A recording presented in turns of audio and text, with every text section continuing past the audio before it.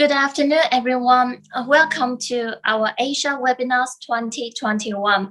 My name is Vicky Chen. I'm a BD executive for Asia with the Shipowners Claims Bureau, managers of the American Club and Eagle Ocean Marine. Before we get started, I would like to draw your attention to some frequently asked questions about the presentation. You probably have noticed that your microphones and cameras are off, and they will remain off throughout the event. If you have any questions, please use the Zoom Q&A button, which is circled at the bottom of the screen, or if you prefer, you may send an email to any of the speakers for follow-up.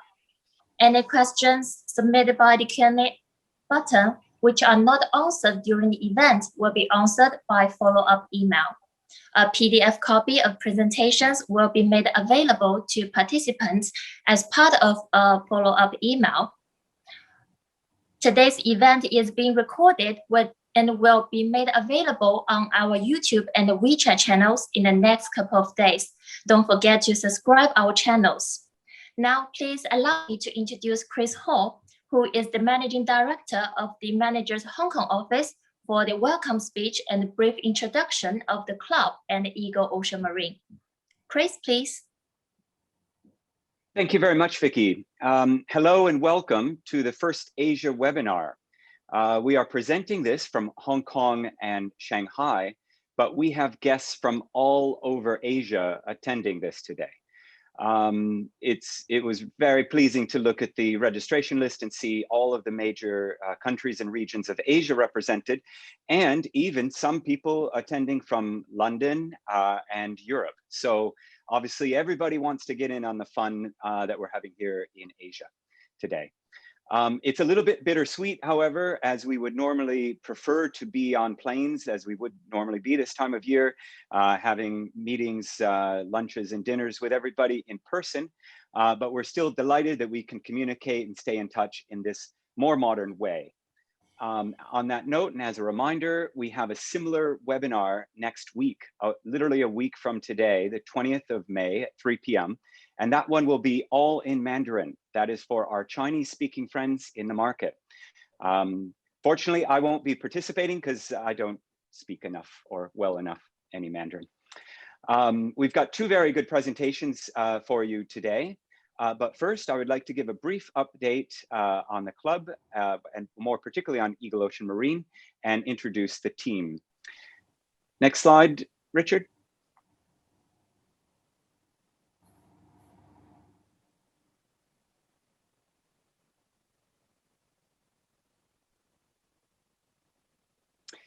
Great, thank you. The main takeaway from this slide is the figure in 36% for Asia, the red pie chart, the red pie in the pie chart under management domicile. I think that's very impressive. The founders of the American Club in 1917 would have been absolutely surprised, happily surprised to see that we have grown and internationalized in such a way. And I'd like to thank everybody attending here today for your efforts and contribution to that. We really appreciate your support. Asia is clearly a very, very important market for the American Club. The second pie chart, just briefly, the vessel type, it's roughly 40% bulkers and 40% tankers. This number goes up and down a little bit every year, but we're very pleased with our diversification of vessels, which is also, of course, a diversification of risk. Next slide, please.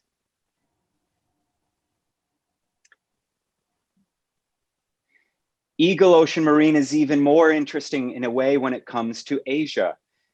Can anybody look at the management domicile and see what percentage is Asia in one form or another? As you'll see, it's over 70%. Again, Eagle has always been very important in Asia, or Asia has been important to Eagle Ocean Marine. So again, thank you for all the support that we've received from the market in having that growth.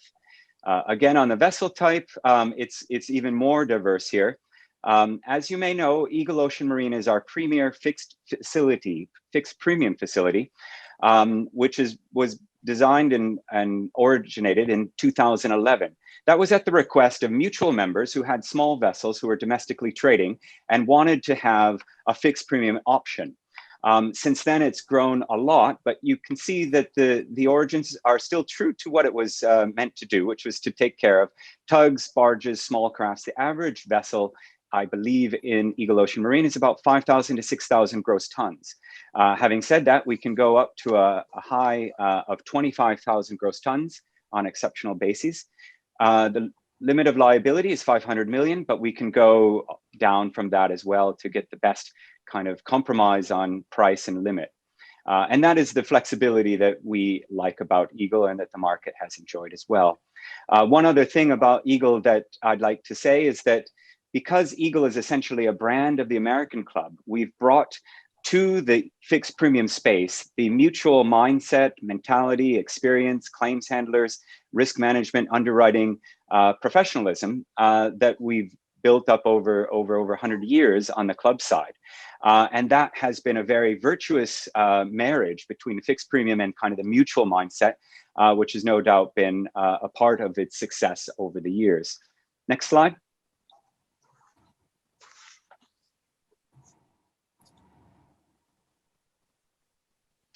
So this is a slide going back to 2012 with the development of the combined ratio. Basically, we want the combined ratio to be below 100. If it's above 100, that means we're paying more out in claims than we're taking in premium. So you can see that on the far right-hand side of the slide, the number 72% is starred. That is the cumulative combined ratio for all of the years to date. And that is a very good number. That's a sweet spot for risk management and sustainable growth going forward. If you're consistently running above 100, that means you're losing money every year. And we've seen other fixed premium providers over the years struggle when they have that kind of dynamic. So we have been consistently below, and that's been great. And it shows the valuable members and clients that we have in Eagle Ocean Marine who've managed to contribute to that good result. Next slide, please. This is showing the blue line on the top is the net premium progression since 2011. Now they say that markets don't go in a straight line, but that is pretty much a straight line up. You can even see that it's tipped up a little bit more in recent years. And I understand that the current policy year is developing even more with more and more business coming. So it's been a good, solid, steady growth rate going from strength to strength each year. The red line at the bottom represents the net claims progression since 2012. So again, consistent with the last slide, which showed the cumulative ratio, these claims figures year on year are consistently below what's being taken in on premium.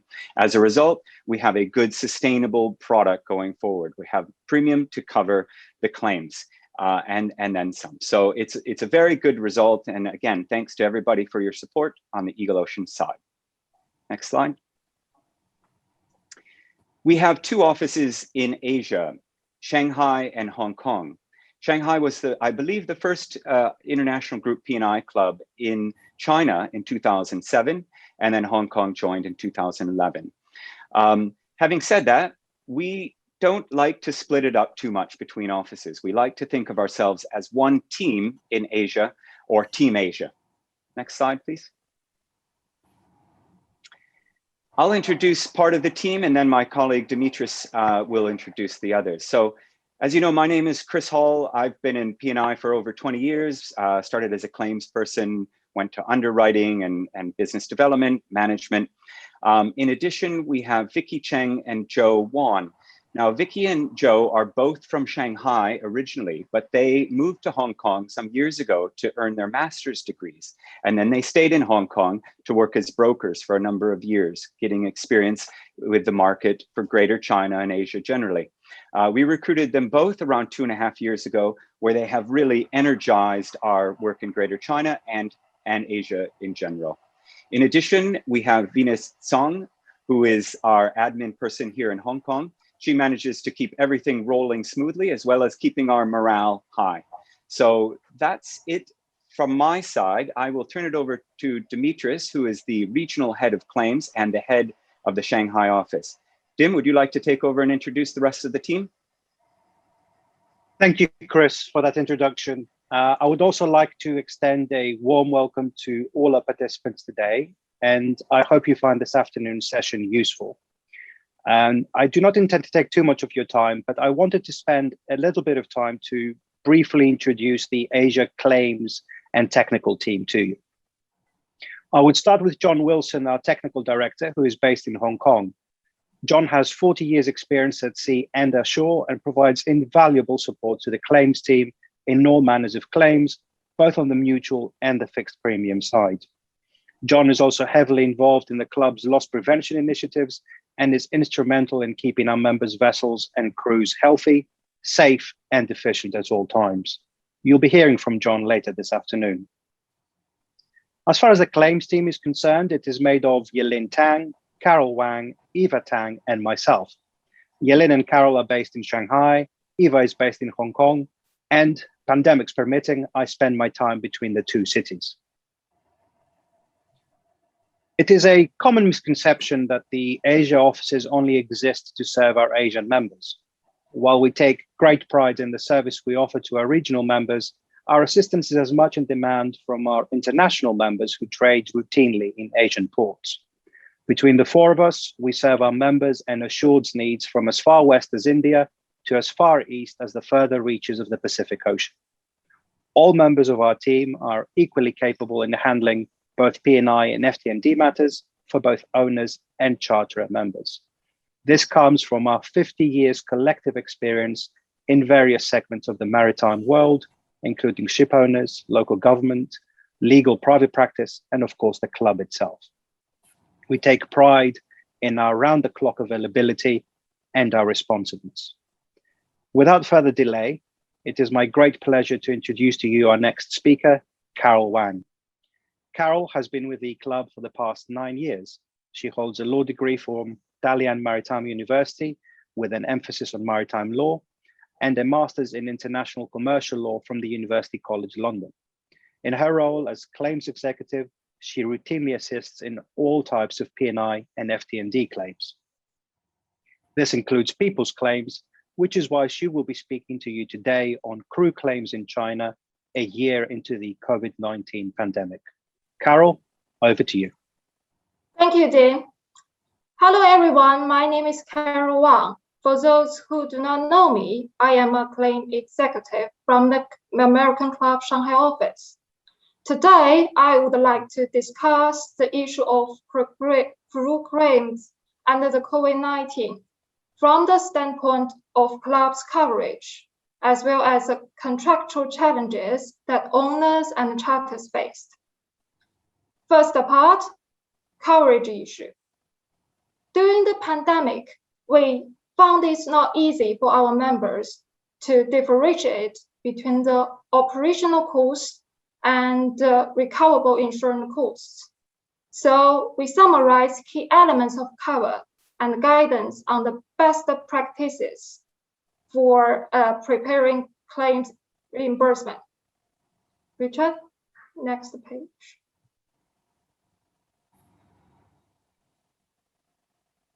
Thank you. There are three bases for cost reimbursements in COVID-related crew claims under the club's rules.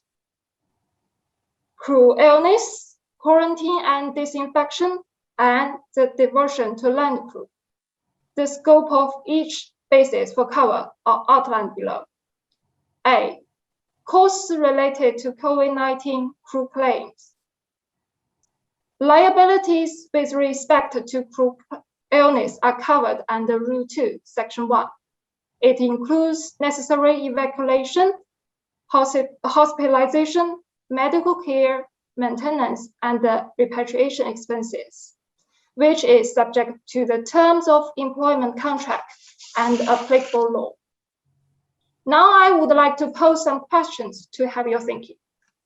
If the crew members are affected on shore on the way to join the vessel, cover or not?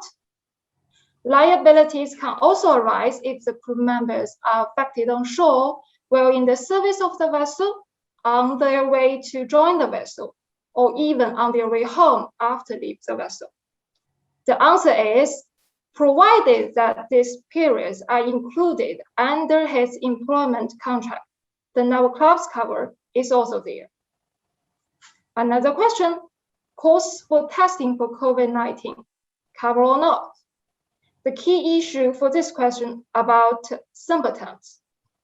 If the crew members is displaying any symptoms of the virus during periods that covered under the employment contract, then the reasonable costs of testing the COVID-19 are covered, which is the same minor as other crew illness or injury case. But if the crew members is not showing any signs or symptoms, the test is only for some precautionary measures. So, for example, some local pause requirements, then it is not covered. So, the typical costs which may fall within the scope of Rule 2, Section 1 are the following. Medical costs for treatment for sick crew members. COVID-19 test fees, but only for the symptomatic crews. Disembarkation, evacuation, and repatriation. Contractual sick crew wages, and disability and death compensation. Next page. Costs related to the disinfection and quarantine are also covered by the club. How about crew members' self-quarantine costs? Cover or not? This is very similar to the question I have been posted just now. Two scenarios should also be considered. First, certain jurisdictions require the crew to have their self-quarantine before joining the vessel, which is a precautionary measure. In such case, the extra costs are considered operational. Scenario 2. If a crew member is quarantined after disembarkation because the virus is already on board, costs and expenses relating to the quarantine period will be covered. So the typical costs which may fall within this part are the following. We should remind the owners to think it over for the ship's running costs. Please keep in mind it is only for the net costs and expenses that are covered, which is in direct connection with complying with the quarantine order of a vessel. The simple principle should be, it would not have been occurred, but it's for the outbreak of COVID-19 on board. Besides, reasonable and necessary costs for disinfection of the vessel and crew quarantine costs, if it is not optional, are also covered. C, diversion costs, which is the same minor as other crew illness or injury case, which includes the extra cost of fuel, insurance, wages, provisions, and port charges. Besides the crew illness, the crew that are affected by COVID-19, there are quite a few contractual challenges for crew changes between owners and charters. So let's move to the second part. We posed a number of important and relevant regulatory and contractual questions, which are all based on our claims handling in the past 1 year. The first question is, what kind of questions should charters be asking from owners before fixing a vessel, which may make them aware that crew change may be needed while the vessel is on charter? I think it's a very hot topic, especially recently due to the Indian crew crisis. The answer is, we would suggest the charters to expressly ask if owners have any plans or expecting to change crew at some point during the charter, at least roughly when and where. Owners should be cautious about agreeing to clauses that prohibit crew change altogether, simply because we think that a lot of circumstances that may change on board every minute, which are far beyond owners' control. Some people may say that for some ports require vessels to give at least 14 days earlier notice for the crew change, but the next voyage is often not known until the very last minutes. Our recommendations is for owners to check the ports within their trading area for example, to check it via the agent or even to the club correspondent to get the latest and updated information, and then to share the crew change plan with the charters as soon as possible. Cooperation and communication are the key elements to minimizing costs for both parties, of course, especially for owners. Besides, we noticed that NAPTU declaration draws upon the best practices checklist for charters very recently. Charters are advised to continuously monitor the crew change situation across all vessels chartered to ensure that plans for necessary crew changes are developed together with the ship owners based on operational and other needs. Question 2. Who should be liable for the time losses, extra and consequential costs for crew change? Whether this time can be off-hired? To be short, I think the answer is it depends on the charter party terms. If NYPE Clause 15, the standard off-hire clause applies. Although there is theoretical disputes among whether the crew changes fall within the deficiency of man item, but based on our understanding, we think that it can be covered under the sweep-up clause, namely or by any other clause, as long as the full working of the ship to be interrupted would come within this sweep-up. Besides, some charter parties have provisions about putback or diversion clause, which can be found in NYPE Clause 17 or rider clause. We think it's more favor to the charters. Now we move to the question 3. For possible division to have crew change, do we recommend BINCO COVID-19 crew change clause? We have to say it depends on who you are. If you are owners, we would strongly recommend you to use this clause because it grants and express liberty that is not often found in the ordinary charter party terms, and it can avoid the need to fall back on a more complex argument, such as the permissible of deviation. For charters, we fully understand it's not easy for them to include this clause to their sub-fixture, the voyage charters. Especially for short durations, charters may feel this clause imposes too much burden on their shoulders. To conclude, we encourage parties to enter into open dialogue. If owners can be open about sharing the information about crew changes, it would be possible to mitigate possible losses. We hope that by providing about guidance and case studies, we are able to help you to prepare reimbursement requests in a more timely and efficient manner. More importantly, we hope that you are able to negotiate with your counterparty and deal with claims issues. New challenges. As we should all have been aware that COVID-19 related issues change day by day. We, the American Club, has posted members alert on 27th April this year as the latest guidance, which is based on the industry recommended framework for protocols for ensuring safe crew changes and travel during the coronavirus pandemic, which can be downloaded from our website. We should also be aware that vaccine passports have been considered by many countries, and we think it would pose a potential barrier to have crew change. Crew change crisis has not been resolved, and we, the American Club, will surely follow this updated situation and guide our members properly. So, strongly recommend the members to contact our club at the earliest point of potential COVID-19 related claim or any inquiries.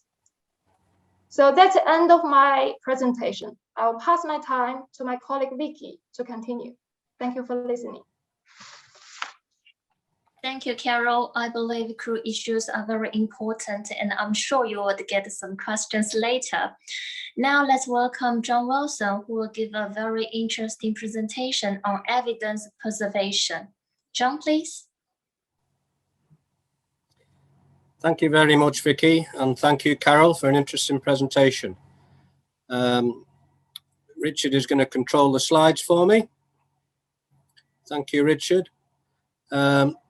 Before I jump into my presentation, there may be a few of you with us today that don't know me, so just to add on to what my colleague Dim said, yes, unfortunately I do have almost 40 years experience in the maritime field. I was at sea for 15 years, sailing on various types of ships all around the world. I came to Hong Kong in 1997. I've been working in Asia ever since. I've worked as a marine consultant surveyor here in Hong Kong and also in Shanghai. And I spent almost 6 years working at an international law firm here in Hong Kong as their in-house master mariner casualty investigator. And given my experience, I was invited by the Hong Kong government to sit on the Pilotage Advisory Committee, which I did between 2011 and 2016 here in Hong Kong. So that brought me into contact with the pilots that bring the ships in and out of the harbour here in Hong Kong. I was responsible for overseeing the examinations for the pilots and also investigating any incidents where a pilot was on board. So that was valuable experience I've had here in Hong Kong, as well as investigating, attending personally at incidents further afield, or coordinating a response to an incident from my desk when I worked at a consultancy at the law firm, or since joining the club over 6 years ago. Thank you. So I'm sure as many of you are aware that handling a claim can be straightforward or complex. And we hope, of course, that most of them are straightforward. Now, we can make it straightforward by having a good set of procedures to follow and making sure that all our colleagues and the owners that we insure are aware of the correct procedures. And that's one of the reasons why we felt that it would be important to have this presentation today.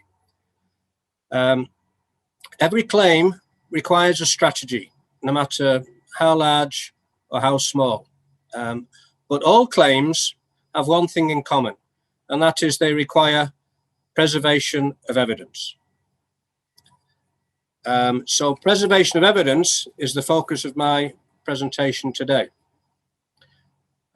When an incident occurs, several important things need to take place.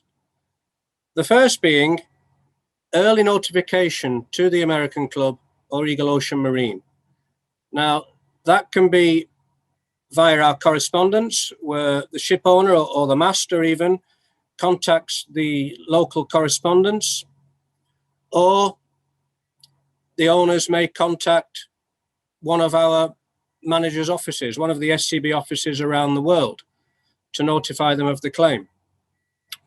As soon as that happens, a claims team will jump into action, and one of the first things they will need to do is to identify the nature of all the possible claims that may arise out of this incident. And that would then help them to decide whether or not they need to appoint any further professionals to assist.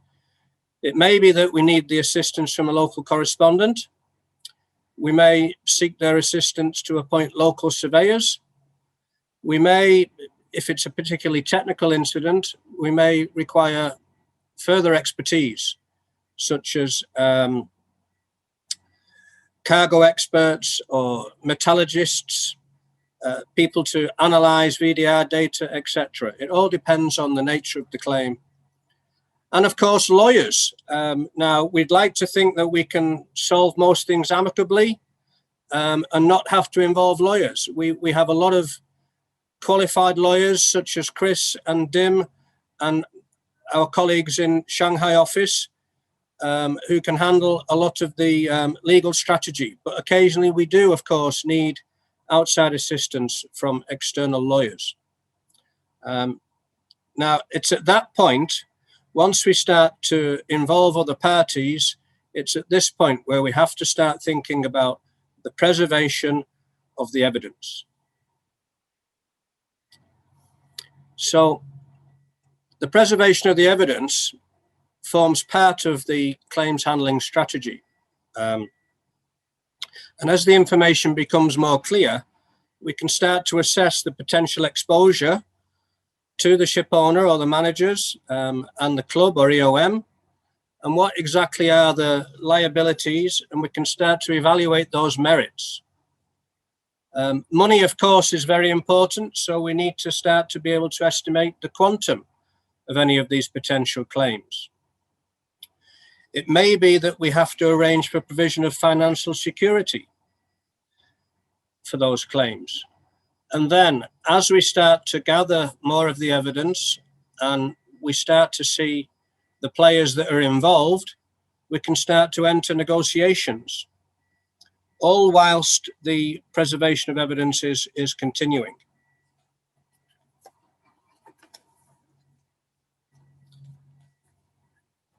So why do we need evidence?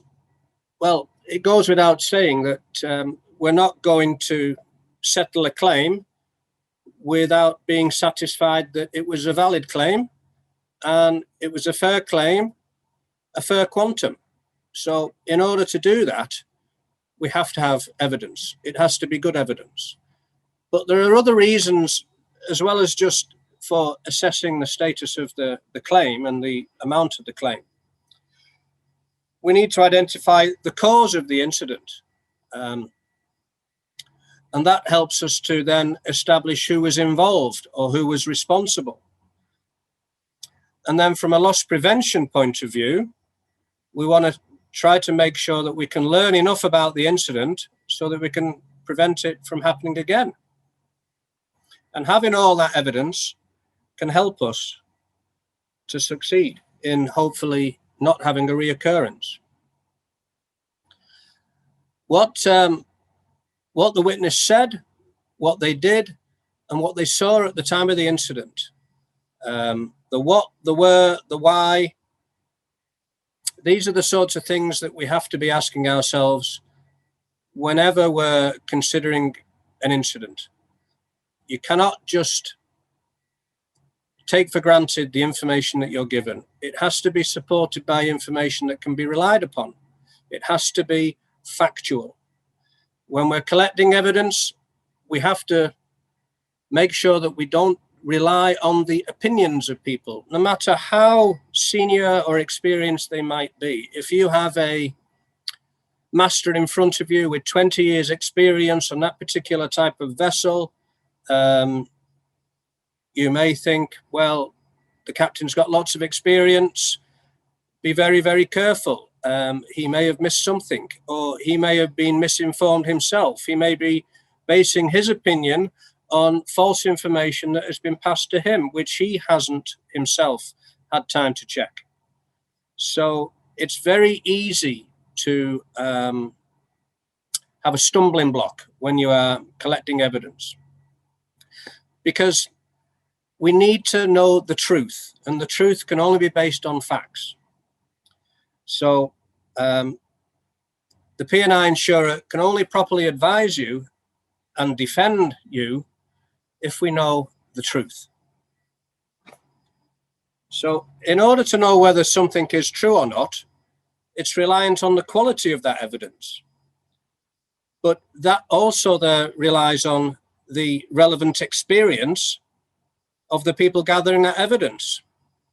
You don't want to be in a situation like this poor lady here, where she's at the end of her tether because she's got all this information and she doesn't know what to do with it. She doesn't know how to handle it, which is important, which is factual, which might need further investigation. So this leads me for you to consider who it is that's handling your claim. You need to have qualified people. You need to have a surveyor who has experience of that type of cargo or that investigating that type of incident. You need to have the right experts involved. The people within the club or EOM need to have the relevant experience so that they can properly consider all this evidence that we're collecting. Now, in all claims incidents, there are some common tasks. And I've listed a few of those common tasks here in this slide. For all sorts of incidents, be it a cargo claim, a personal injury claim, a navigation incident involving a collision or a grounding, etc., or a medical emergency, a COVID claim, for example, we need to have some forms of statements.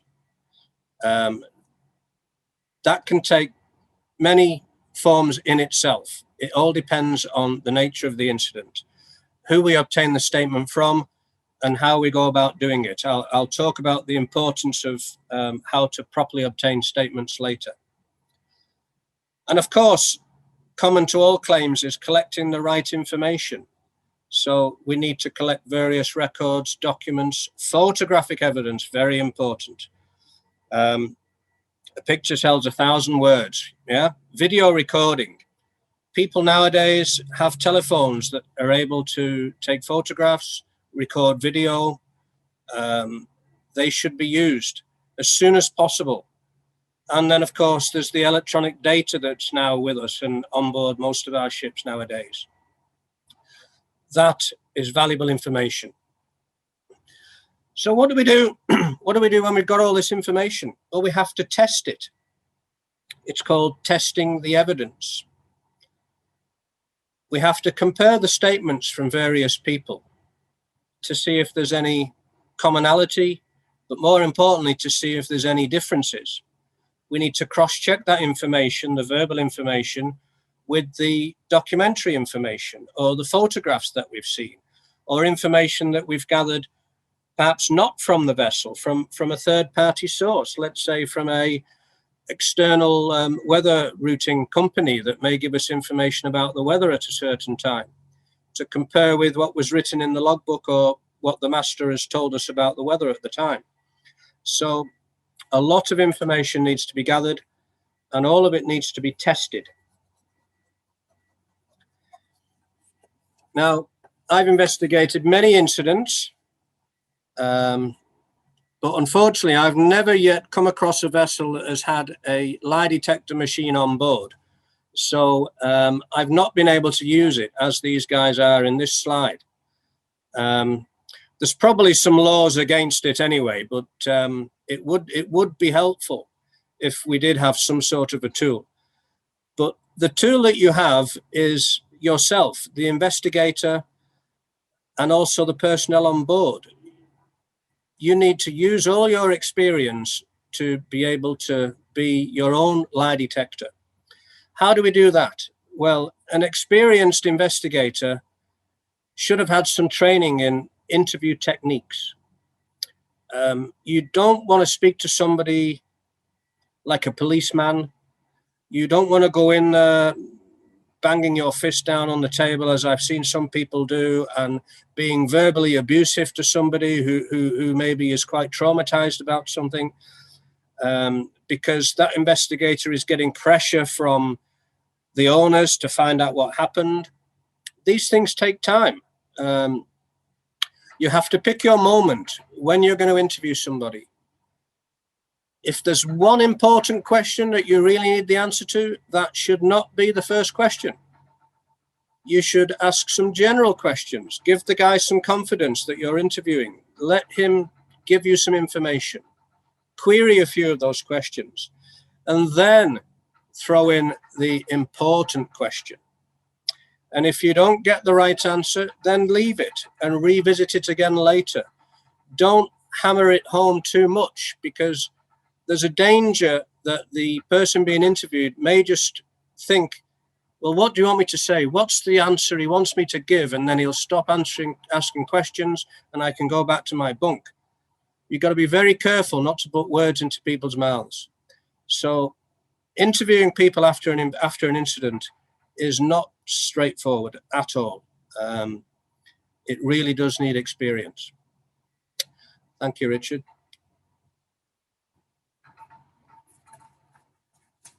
So like I said, the investigator needs to be skilled in his interview techniques, but let's not forget he needs to collect the evidence. And there are, again, some common aspects of information evidence that he needs to collect. And some of those are listed here. For every incident, even if it's a cargo claim, I would want to have some basic details about the ship. A copy of the ship's particulars, the arrangement of the cargo holds and the tanks, what type of engine it's got, etc. Information about the bridge equipment, the communication equipment. You may think, well, that isn't relevant for this particular type of a claim. But as you go further down the route of obtaining your evidence, it may actually become apparent that something that happened on the bridge resulted in cargo damage. So it's always best to gather some of this basic information, basic documentation, a GA plan, that's a general arrangement plan of the vessel. Copies of the ship's certificates. We need to make sure that the ship was seaworthy insofar as all the certificates were valid. The correct certificates were on board. The logbook, crucial evidence. Ideally, the ship will have a spare new logbook on board, and you should ask the master if it's a major incident, let's say for a collision or a fire. I would be recommending to the owners that they stop using that engine logbook and that bridge logbook, start using a new one, and then we secure those logbooks in a safe place and they actually be taken off the vessel, be taken to the club's office or even to a lawyer's office for safekeeping, because they are crucial documents, along with things like the charts. Do not erase the charts. So evidence that is directly related to the incident needs to be secured quickly. Further documentation, maintenance records, records of safety meetings and familiarization training that the crew may have had.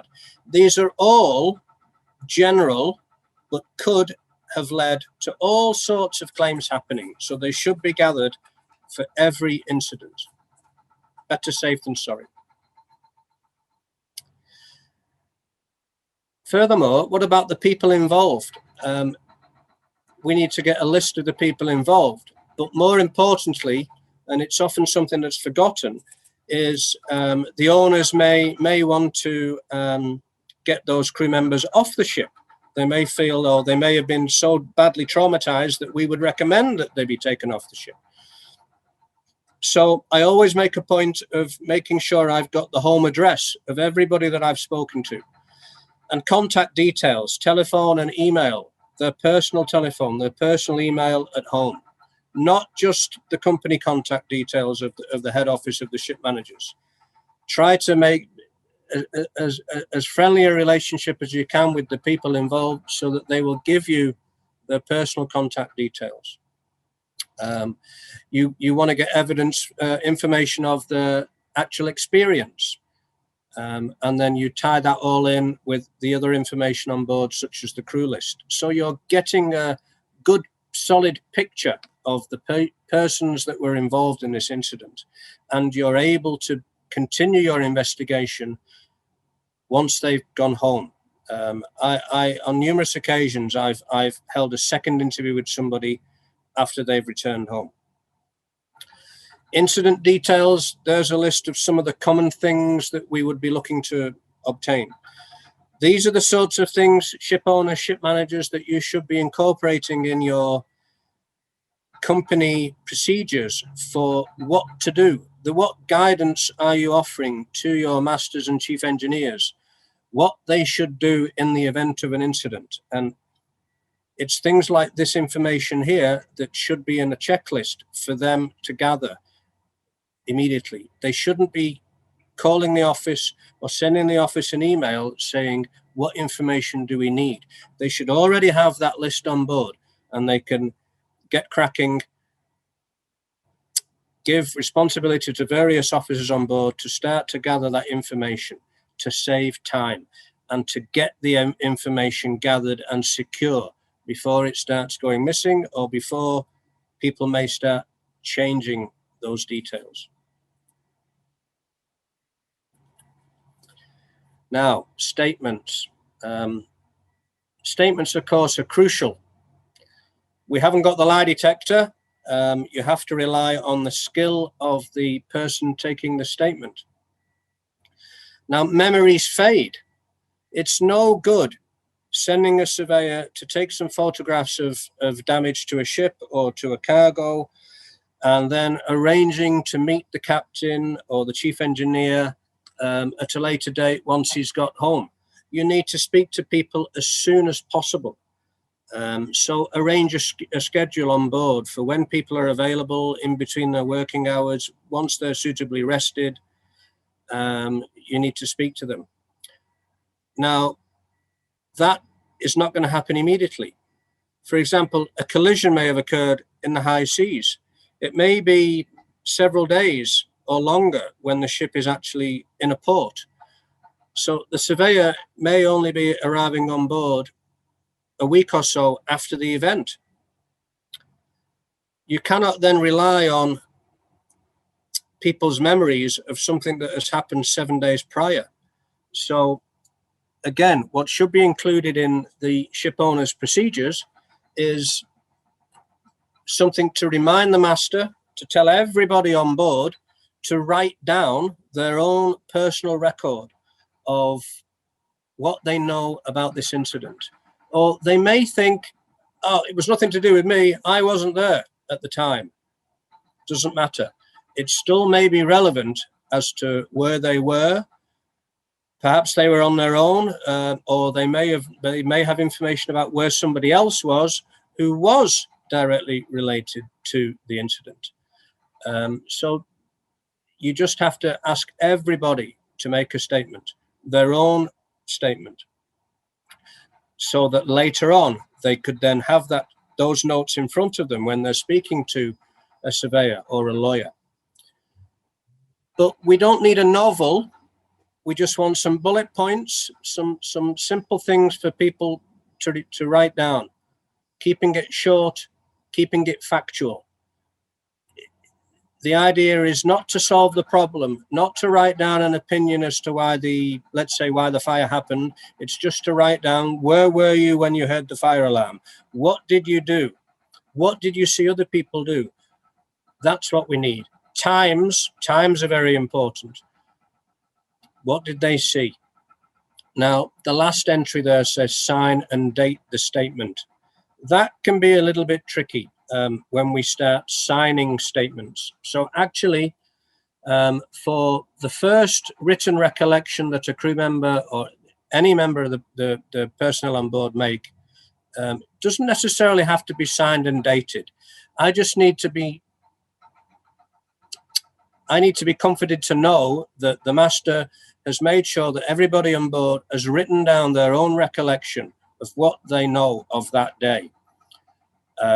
So that later on, when we do get to speak to them, then they will have that information to hand and it can refresh their memory. And then, if the circumstances require, we can have them to sign and date a statement. But that would only happen after we've liaised with the club or EOM and any legal advisors that might be involved. Thank you. So I've mentioned that you need to be a skilled interviewer.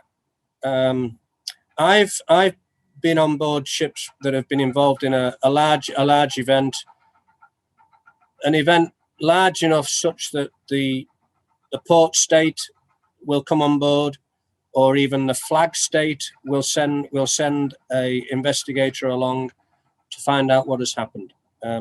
Now, I have personal experience in China of investigating many incidents, and they haven't got the same procedures throughout China. The MSA operate differently in some ports than others. They normally, when they are conducting their investigation, they will not allow anybody to be with the person being interviewed. I can be there as a law firm investigator instructed by the owners, or as a surveyor instructed by the owners, and they will not allow you to sit next to the person being interviewed while they are interviewing this person. Okay, we can't upset them too much, but what we can do is help ourselves by making sure that the person being interviewed writes down all the questions and writes down the answers that he's given to those questions, because it cannot be relied upon the authority giving the person a copy of his questions and answers and a copy of his statement. So that's certainly a useful tip. Thank you. And now it goes without saying that we've got to be very, very careful not to allow anybody to change any records. There have been some big cases. I know of one in particular in America where entries in logbooks were changed, and that really affected the way that the authorities were treating the ship owners and the managers with regards to that incident. If they find that one document has been altered, it sheds doubt on all the other related documents. So please try to avoid, well, do not change any documents. Now we're talking about preservation of evidence. So how do we do that? Right, well, I recommend that the master makes a list of all the documents that he's collected using the company's guidelines. It should be kept in a secure place in his cabin. He should lock his cabin, perhaps put it in the ship's safe for safekeeping. And then it should be properly packaged when it's sent from the vessel. All very, very important. It seems common sense, but the preservation of evidence often is overlooked. And then we've got different types of evidence. We've got the photographic and the video evidence. Next slide, please, Richard. So when you're taking photographs or you're taking video, make sure that the camera and the phone are set up correctly. Take various views, not just close-up, not just general distant views. Have something in the image to give you an idea of scale. For example, if you're taking a photo in #1 hold, just put one finger to tell people that that is #1 hold, or it's #3 hold, etc. That serves the purpose. Next slide, please. Now, there's going to be pressure from the company and from various parties to provide a report, for the master to provide a report. Now, this is something that has to be taken very seriously, because what the master writes down in a report 1 or 2 days after the incident could haunt him 1 or 2 years later down the line if we've gone to arbitration or we're in a maritime court. So some thought needs to go into what is written in the reports. And the flag state will often require a report within 24 hours. So the secret is not to say too much, to keep entries as brief as possible, because the more you write, the more chance there is of saying something that can later be proven to be incorrect. And then this brings me to letters of protest and statements of fact. Again, captains need to be very, very familiar with the company procedure for letters of protest. Do not include too much information. Keep it short, only contain the facts. So for example, if it's a collision, you simply say, I am the captain of the MV chat room. At approximately 1400 hours on the 15th of May 2021, my ship was involved in a collision with the full stop. No need to say anything else, except you say, I hereby reserve the right to extend this protest at a time convenient to me and a place convenient to me. And that is it. That is it. Do not be tempted to write anything else. And the same goes for the statement of fact. If indeed it's required, most of the time a statement of fact is not required and shouldn't be written by the captain, because there's too much of a likelihood of it containing information that later is going to be found to be incorrect.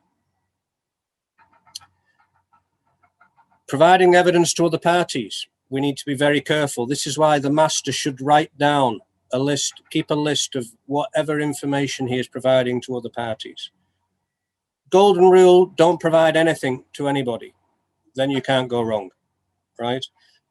He should make sure that all the personnel on board are aware who is expected to come on board, which visitors we've got coming on board, who represents the ship owner's interests, who may not.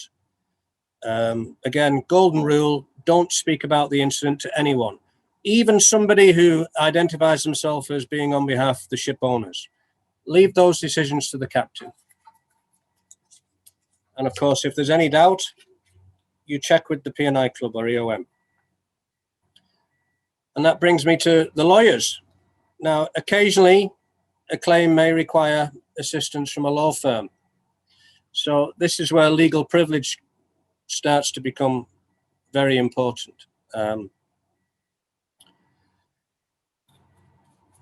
Only a formal written statement made to a lawyer can carry legal privilege. That means that you don't have to disclose it to a third party. So we have to be very careful what sort of statements we write, who we give it to, because it may have to be disclosed to other parties. Various documents listed there that do not have legal privilege, and they can include any documents that form part of the SMS. So that would include the master's incident report. So that's why, again, keep it factual. Be careful what opinions, if any, you put in those SMS incident reports. Documents under the charter party, the flag state report, etc. And the last one there, the company emails could be asked later on, requested later on, if it was to get involved in an arbitration or a legal case. So we have to be very careful what we're writing down in these larger cases where law firms may get involved. Thank you. Now we're just very quickly going to look at one example of a collision incident where what evidence would need to be collected after a collision incident. Well, if you remember, we've got all the information that is common to any task, any incident we would need to collect.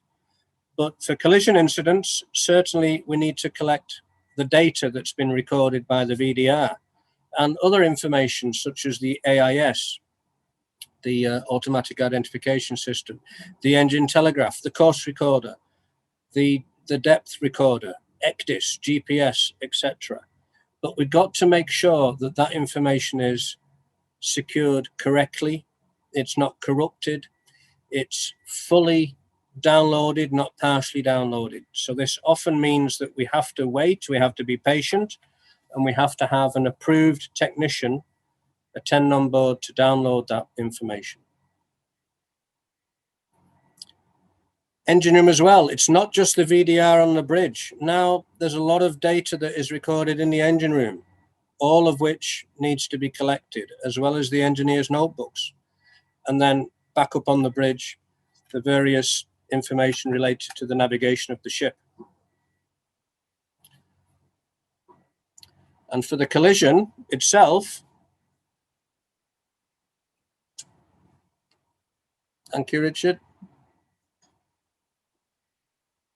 For the collision itself, there's the information about the course and the positions, and when the two vessels saw each other, and what the people on the two vessels heard. Did they hear any sound signals? Was there any communication on the radio? And then, was there a pilot on board? So a lot of information related to the navigation of the ship obviously is required in the event of a collision. So to summarize, you'll be pleased to know my last slide is now coming up.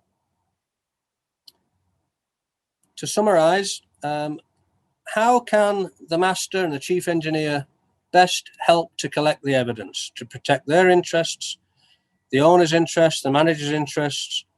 What can they do? Well, they need to foster a culture on board that will help them to be able to record and establish those facts, and to help them to collect the evidence. And that involves the company already having procedures in place and the master and the chief engineer knowing what those procedures are and regularly practiced in those procedures. The master and the chief and the personnel on board should have a culture of maintaining accurate records, because if they don't, it's soon going to come out when we start to collect the evidence that they haven't got accurate records. Without accurate records, we can't prove when, why, what happened. They need to know how to obtain that electronic data and how to and when to obtain assistance from a technician. We need to be sure that nobody's altering any records. And of course, once we've got all the evidence, we need to keep it secure and control the distribution. I'll be having questions and answers later, I hope. Thank you for now. Thank you. Thank you, John, for your very comprehensive presentation on how to preserve evidence in the event of an incident. We received some good questions during our webinar and then now have time to answer a couple of them. The question is, are the diversion expenses covered by the club when there is a suspected case of COVID-19 on board? May I ask Ms. Carol to answer this question? Carol? Okay, thank you for this question. I think it's an interesting one. I would say that it will depend on the specific facts and the circumstances of each case. But as long as our members can prove that the extra costs were incurred solely for the purpose of getting this medical treatment, even for the suspected cases, it can be covered by our club. Thank you. Thank you, Carol. We've got another question for John. John, the question is, what is most important aspect that ship owners and managers need to consider with regards to preservation of evidence? Thank you, Vicky.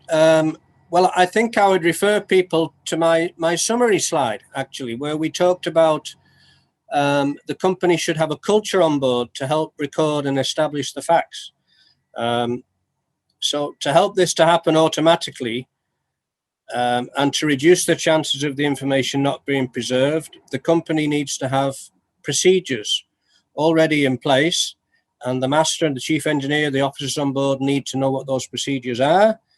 They can quickly pull out a checklist. For example, in the event of a collision, there will be a list there of the things that the master and everybody on board needs to do and the information that they need to collect and guidance as to how he should go about that. But it needs to be regularly practiced. So as well as having a fire drill or a lifeboat drill or an oil pollution spill drill, for example, they could have an oil pollution spill drill, but then at the end of the drill, they could extend it to say, okay, now what evidence would we need if that was really a pollution? And then they would simulate collecting that evidence, going to the various individuals on board and asking them for the relevant documents, etc. Practicing that process. Quite often when you have a spill drill, as we call them on a ship, it will end with them saying, oh, well, we put the dispersant over the side, or we cleaned the oil up, or we switched the valve, we closed the valve and the oil pollution stopped and no major pollution occurred, full stop. Well, that shouldn't be the end of the drill. It should continue into the evidence collection phase and then preserving that evidence. That is a good practice, to extend those training drills to include evidence collection and preservation. Thank you, John. I'm afraid that we are running out of time, and then now we'll bring our presentation to a close. We shall answer all the answer the questions with a follow-up email. In addition, all the presentations will be sent to all the attendees in our follow-up email. Thank you very much for joining us. We will have another webinar in Mandarin next Thursday at the same time, 3 p.m. Hong Kong time. So please feel free to join us if you are interested. We look forward to seeing you all soon or next week. Thank you. Bye-bye. Thank you. Bye. Bye.